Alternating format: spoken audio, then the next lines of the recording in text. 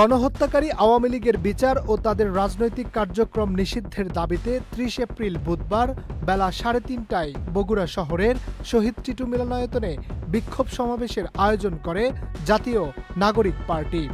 এই কর্মসূচির বিরোধিতা করে একই স্থানে পাল্টা প্রতিবাদ কর্মসূচি দেয় বৈষম্য বিরোধী ছাত্র আন্দোলনের অন্য একটি অংশ।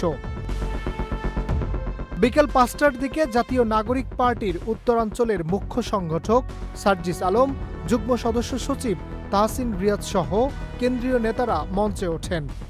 সমাবেশ শুরু হলে কিছুক্ষণ পরেই বৈষম্য বিরোধী ছাত্র আন্দোলনের একাংশের নেতাকর্মীরা ভুয়া ভুয়া স্লোগান দিতে দিতে মিছিল নিয়ে সমাবেশ স্থলে প্রবেশ করে। এনসিপির নেতাকর্মীরা তাদের বাধা দিলে প্রথমে কথা কাটাকাটি এবং এক পর্যায়ে হাতাহাতি শুরু হয়।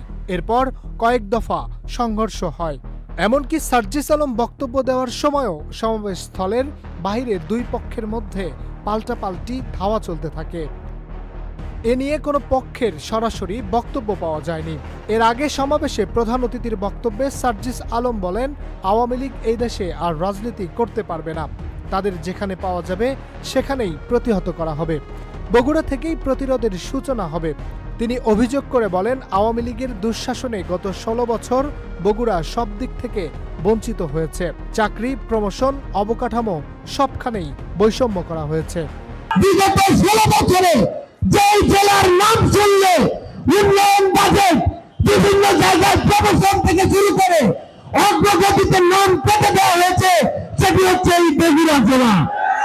শুধুমাত্র নাম শুনেই বৈষম্যের শিকার হয়েছে, বঞ্চিত হয়েছে যেই জেলা ছিল, সেটি হচ্ছে এই বগুড়া জেলা। সমাবেশ শেষে সার্জিস আলমের নেতৃত্বে একটি বিক্ষোভ মিছিল শহরের বিভিন্ন সড়ক প্রদক্ষিণ করে সাতমাথার মুক্ত মঞ্চের সামনে গিয়ে শেষ হয়।